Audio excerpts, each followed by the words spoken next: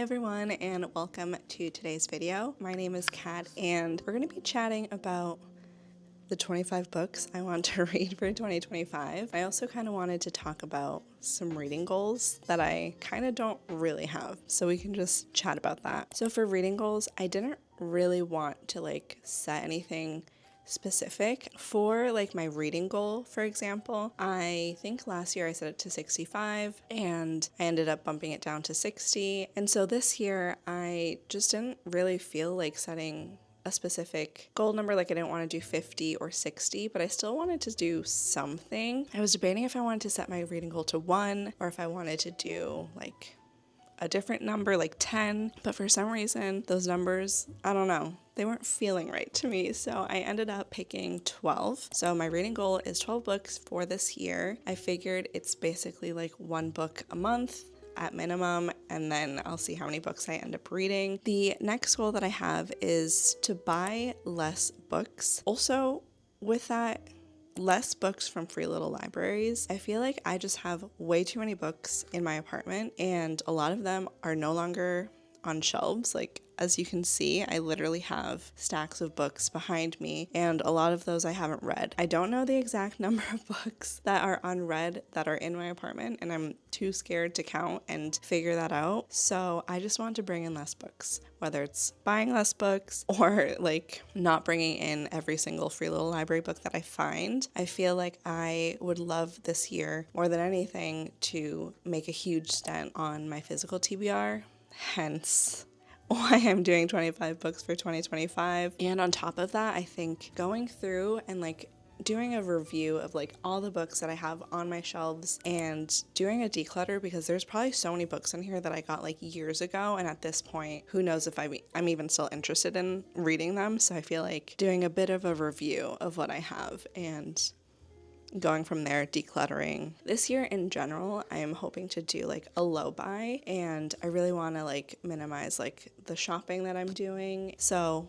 books is definitely one of those categories for me, so hold me to it. I don't really want to buy that many books this year. For any books that I don't have that I really want to read, I'm going to try and just utilize my library for that. And if for some reason I see a used book that's one of my favorites that I know I want to have on my shelves that I just haven't owned, maybe I'll buy that. But I feel like I'm not really gonna buy any new releases or any books that I haven't read yet. I'm gonna save any special purchases potentially for just books that I've already read and I loved and would like to reread. So those are the goals that I have. The main one is reading books from my shelves, because it's absolutely wild how many books I have that I just haven't read yet, and I would love to change that. I would love to be able to go through my shelves and be I read this one and this one and this one and this one, and right now that's not the case for me. But now we can dive into this gigantic, very unstable stack of books. And if you've watched any of my videos in the past, you may already know that I don't really like to know the synopsis of books. I basically will add these books or buy these books based off of people that I trust, their reviews, or maybe I did know the synopsis at some point and then it's just fully left my brain. But let's just dive in to these books. Not going to do any categories. I'm literally just going to start from the top. I don't even know the order that these are in, and we'll just chat about them. Up first on the stack, The Swimmers by Julie Otsuka. I read When the Emperor Was Divine in 2024, and I really liked the writing and the way she told that story, so it just made me even more intrigued to read The Swimmers by her. I've actually been meaning to read this book for quite some time. I think I had this copy before I even had When the Emperor Was Divine, but I started with that one instead. I think it is about this public pool and the different people that go to swim at this pool, and I don't know if we get their perspectives or what, but I'm just curious to read this one. It's a tiny one, so I feel like I could get through it pretty quickly, and I'm just excited to read more by Julie Otsuka, see if she's an author that I vibe with. So that's the first one that I have on my list. The next book that I have on my list is Dog Songs by Mary Oliver. I don't think I've read any poems by Mary Oliver, and I still haven't read Upstream, so I really want to try and read something by Mary Oliver. I feel like this is going to be a good place to start just because it's like poems about dogs and the like relationship between humans and dogs. So I'm a sucker for this. I feel like I have a dog and she's literally my whole world. So I think that I'm going to love this. I think it's gonna be really sweet. There's also like, I think there's like sketches in here.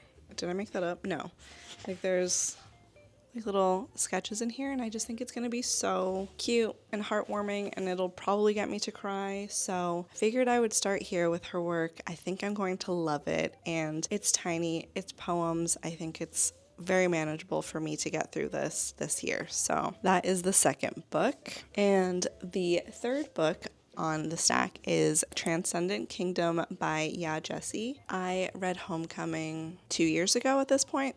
That's crazy. It feels like it was just last year, but it surely was not. And I absolutely loved Homegoing, so I was really excited to get this. And this was actually a copy that was given to me by Ivana, so thank you so much. I could not tell you what this is about. I have absolutely no idea. I just know it's written by gyasi, and that is reason enough for me to want to pick this up. And then what do we have? Okay, so we have Stay With Me by adjei-brenyah, and this is a book that I actually won in a giveaway like 3 years ago, I want to say. But I have been wanting to read this, and I just keep not reading it for some reason. I've seen like a couple of reviews. I think Ivana and I saw Temi talk about it too, and I think that they really enjoyed this one. I don't know why I haven't picked it up yet. I just love to put books off for some reason, but I don't really remember exactly what it's about. I think it's about this married couple, and I'm not sure if she can't get pregnant or something like that, or if there's like infidelity. I'm not really sure, but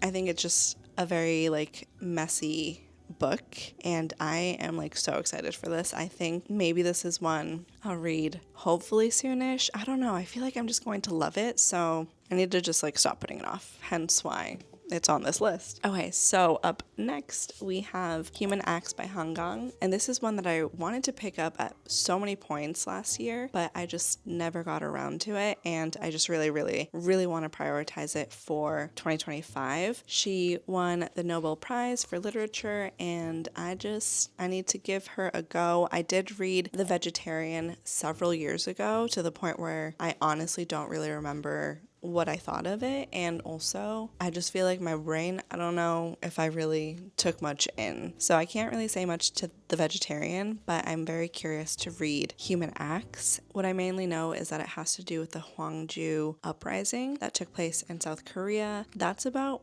all I really know. I don't know much history on this one, so I think that this one will be really informative, really heavy, and yeah.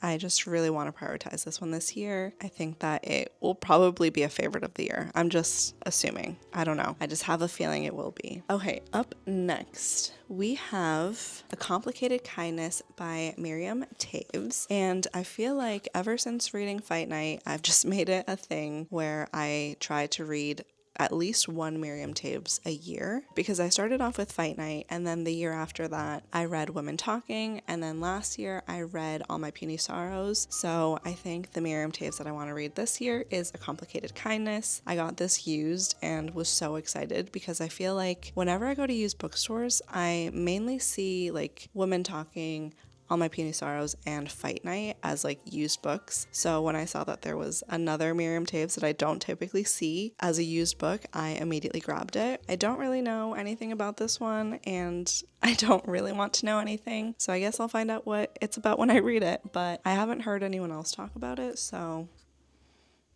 no clue what it's about, like nothing. I just saw Miriam toews and grabbed it. So the next book on this list is Time of the Flies by Claudia Piñeiro. This book is thick. I was not expecting this when I bought it. I thought it was going to be like Elena Knows, but no, this is definitely a thicker book, and I loved Elena Knows. If you watched my favorites video, you know Elena Knows was like my top read of 2024. So I have to make my way through her backlist. And yeah, this one had to make the list. No clue what it's about.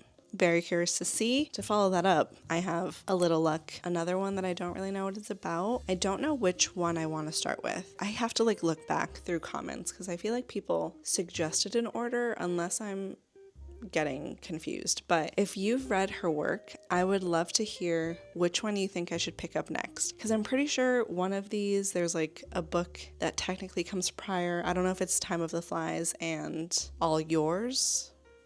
I don't know. If you are a Piñeiro fan, please let me know what order you think I should read these in. Either way, I want to read both this year. So they're on the list. All right, Ghostroots by Pemi Aguda. This one, look at the cover. It is stunning. That's one of the main reasons why I wanted to pick it up, is because, well, not the main reason I wanted to pick it up, the main reason I gravitated towards this book. I feel like I've seen a lot of people talk about this and talk really highly about it, and then that just added to me wanting to buy it. This is a collection of short stories. I think they're supposed to be like horror or like creepy. I don't really remember. I think it's horror. I will correct myself if I'm mistaken. I remember after I read Monstrilio, I noticed that in the acknowledgements, Pemi Aguda was listed. I feel like that made me want to pick this up even more because I did really, really enjoy Monstrilio. Overall, I feel like I've just heard great things. I am not typically someone who likes short stories. I feel like I often struggle with them. So we'll see how this collection ends up working for me. I feel like it will though. It's just a vibe I'm going off of, but either way, look at that cover. I'm clearly not over it. I'm just so happy I own it because it's such a beautiful book. Okay, and then we have First Love by Lilly Dancyger. This is a collection of essays, and Lilly is basically exploring like friendships. This was put on my radar by Kat, and she also sent me this copy, so I am like very thankful to her. I think that this is just going to be a book that's like right up my alley. I love books on friendships. I feel like in general I am just curious to try and read more essay collections. Whenever I hear essay collections, I'm like, oh, they're short, I'm not gonna like them. Like how I feel about short stories, but essays are totally different, so I don't know why I felt that way. So I'm excited for this one. It's about friendship. What else? What else can I ask for? I feel like I'm going to love it. Okay, and then the next two books that I'm going to talk about, I'm just going to talk about them together because they're part of a series. It is the second and third book in the Neapolitan, what am I doing? The Neapolitan Quartet series by Elena Ferrante. I would really, really like to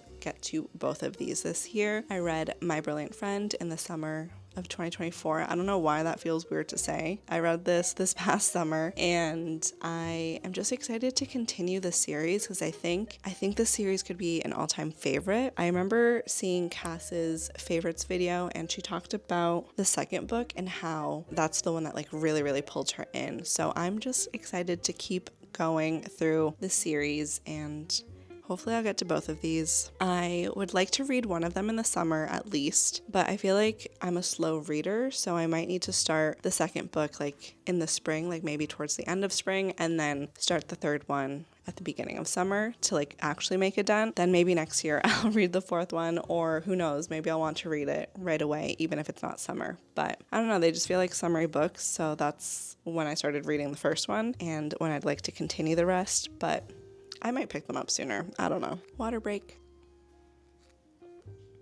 Okay, the next book on my list is Friday Black by kwame adjei-brenyah. And this book I almost didn't have on this list. I almost put Chain Gang All-Stars on this list, but the only reason why I'm not doing this one is because I have had Friday Black on my bookshelves for such a long time, like a ridiculous amount of time, and I need to just like finally read it. It is so tiny. It's a collection of short stories. I think it's horror. Is it horror? I actually don't know.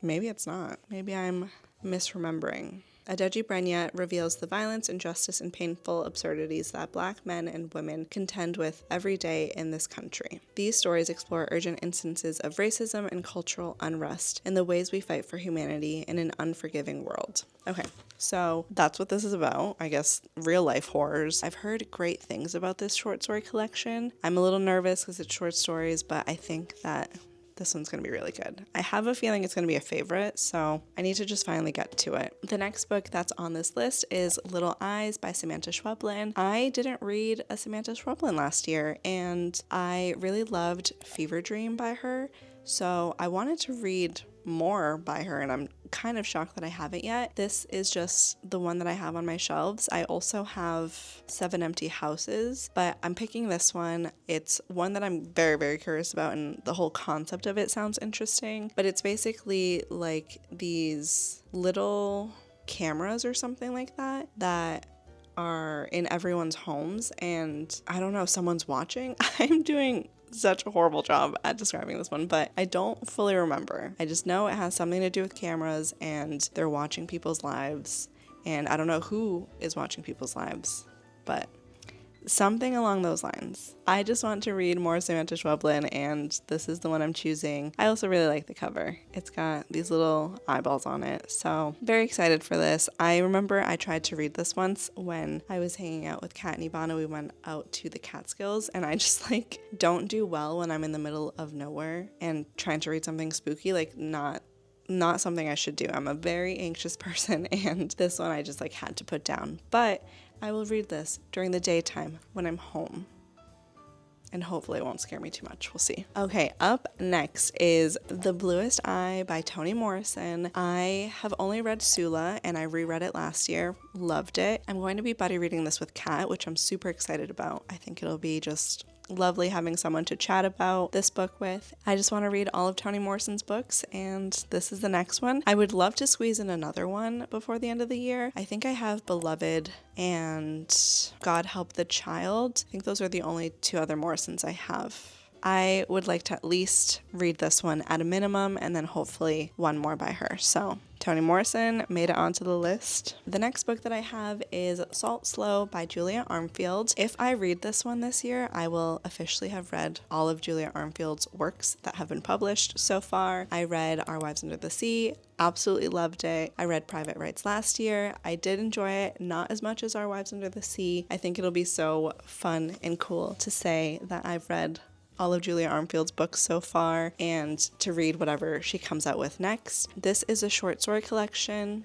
That's all I really know. I have a feeling that there will be a lot of water references, because that feels like what she loves to do, and I am here for it. But yeah, very excited for Salt Slow. The next book that I have on my list is Mrs. Stevens Hears the Mermaids Singing by May Sarton. I haven't read anything by May Sarton, but I remember hearing Cass talk about Journal of a Solitude, and I wanted to read that one, and then I saw 2 copies of May Sarton at one of my local used bookstores, and I got both, but I want to try reading this one because the intro of it sounds so good, and I want to know what her writing is like. Okay, so it starts off with saying, Hilary Stevens half opened her eyes and then closed them again. There was some reason to dread this day, although she had taken in that the sun was shining. The soft green silk curtains pulled across the windows created an aqueous light and added to the illusion that she was swimming up into consciousness from deep water. She had had such dreams.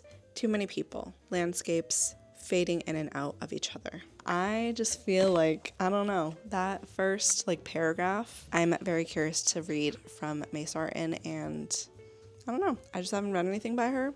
Very curious to see how I'll like her. The next book that I have on this list is Annie John by Jamaica Kincaid. I love Kincaid so much. I read 3 of her works last year. I read a nonfiction essay collection. I read Lucy, which was a novel, and then I read a collection of short stories. And I just wanted to include a Kincaid because I just want to make my way through her backlist, and I'm really excited to read Annie John. So I think I'll love this one.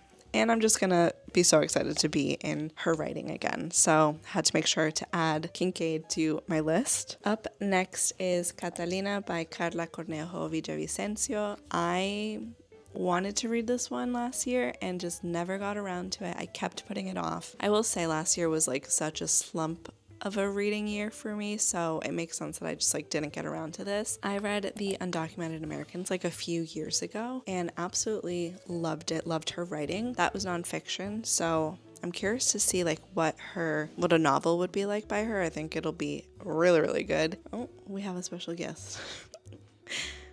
But this year I would really like to get to this. Up next, I have Milk, Blood, Heat. This is another short story collection. I'm just not realizing I'm adding so many short story collections, but this one is another one that has been on my shelves for a very long time, and I need to just finally get around to it. I remember Ivana talking about this book, and she really loved it. I think I'm going to really love it too. I just need to get around to it. So adding this one to my list. Okay, and then up next I have The School for Good Mothers by Jessamine Chan. I got this one in a free little library, and I've just heard really good things about it. It seems like it's about this mother who has a child, and the state seems to have like a lot of input and say into how to raise a child. So that's about all I know. That's all I want to know, and adding it to my list because it's been one that I've been curious about. Oh my gosh, this next book. Okay, so the next book is Say Nothing by Patrick Radden Keefe. I've had this on multiple TBRs. I've wanted to read this so many times, and I've still yet to get to it. I don't know why. I feel like I'm going to love it, but I think the fact that it is like a thicker book and it's about like the troubles, and I don't know too much about it, so I feel like that intimidates me on like, will my brain digest this? I don't know. I think it will though. I've heard great things about Patrick's writing and the way that he's really able to like pull you in, so I think I just need to start and give it a go. If I don't read this book by the end of the year, I'm going to be so upset with myself. So pressure me to read it. I have a funny story about the next book. The very first time, it's not actually a funny story. I don't know why I said that. It's just some background. This is how long I've had this book on my shelves. The very first time me and Ivana met, we went to like an author event, and it was for this book, The Man Who Could Move Clouds by Ingrid Rojas Contreras. This one has been on my shelves ever since, and I still haven't gotten around to it. This author is a Colombian author, and my parents are both from Colombia, so I really want to read this. I just don't know why I haven't gotten around to it. I really enjoyed like the author event that we went to and hearing her talk about this and read from it, so I need to just like get around to it. I'm pretty sure Ivana already read this one, and I am just still sitting on it, but adding it to the list. Okay, the next book is We Will Be Jaguars by Nimonte Nequimo, and this one I got once it was released, and I still haven't read it. I do want to get the audiobook of it though. I feel like that's why I haven't read it, but would love to read this one this year. I think it's going to be one that I absolutely love, and we are basically following Nimonte as she's part of this indigenous tribe in, where is it? Ecuador. So she's born in the Guarani tribe, and I think at some point she ends up leaving, and she keeps having dreams or something where they're telling her to like come back, so she does. I'm just curious to read more about Nimonte and the tribe that she's part of. Okay. Oh my god, we have one book. We are on the last book. I really was like, I'm tired of talking and I have so many more books to get through, but I just have one. I feel like it is so dark in here. I am so sorry. Let me put on a light real quick. I don't know if it'll help or not, but we'll see. I think this is good. I hope that it wasn't like horrible the whole time that I was like filming. I don't even know at what point the sun started setting. But the last and final book that I have on my list is Hamnet by Maggie O'Farrell. If you watched my fall TBR, I'm pretty sure I had this one on there, and I still haven't gotten around to it. It was either fall or winter. I think it was fall though. But this is one I've been wanting to read for years, and I just haven't, and I've had this book on my shelves for I think 2 years or so. I remember trying to start it, but I don't think last year was like such a bad time for me reading wise. Like I was having such a hard time focusing, so I really want to give it a go this year. Hopefully I'll read it. I just feel like I'm gonna really like Maggie O'Farrell's writing, and there's like some other books by her that I'd like to get to, but I just want to read Hamnet first. It has to do with Shakespeare's son and wife, if I'm not mistaken, but that's about all I really know. I always hear great things about this book, so here's hoping I get to it this year. We will see though. We got through all the books. There are so many books. It feels like a lot of books. I've never done the like 24 for 24, the 25 for 25. So this is the very first time I'm setting like a TBR for the whole year, but I'm really excited. I think I'm going to put this stack in this corner so that I can like easily access it and like see what's on there and just like pick books from there as I'm like trying to decide what I want to read next, because I feel like I have to read like 2 books a month, and 1 month I might have to read like an extra one to like hit the 25. But I think that having it in that little spot, easy to view, I feel like that will maybe hopefully motivate me. I know I'm really bad about like my seasonal TBRs and actually completing them, so this could not work at all. But either way, if I'm reading books off my shelves, I will be happy. So even if they're not all these books, I'll be okay. But there's some on here that I really, really need to prioritize because they've been sitting on my shelves for way too long, and I need to just like read them and then from there decide if I want to hold on to the copy or not. But that's it. We got through all the books, all 25 books that I want to read in 2025. I would love to hear if you are hoping to do the 25 for 25 as well, or if there's any books that you are like trying to prioritize in 2025. I'd love to hear if you have any reading goals that you are setting this year. I don't know. I feel like with each year, it like changes for me. I'm either like super motivated and I want to set like a bunch of reading goals, or I'm very much so like, I don't have any reading goals. There's nothing. I don't want to stress myself out. So I'd love to hear what your plans are for 2025. I hope that you enjoyed this video, and I hope that you are doing well, and I will just see you in my next video. Bye.